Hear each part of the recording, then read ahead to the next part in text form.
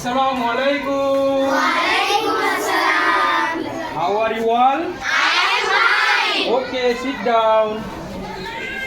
এখন কোন time? Prayer time. আমরা প্রেয়ার টাইমে কোন প্রার্থনা করি, পাঠ করি? অনন্ত অসীম। এই তো আজকে আমি অনন্ত অসীম এই যে প্রার্থনা যে আমরা পাঠ করি সেটা আমি সুর সহকারে পাঠ করব। তোমরাও আমার সঙ্গে পাঠ করো। ওকে, থ্যাংক ইউ।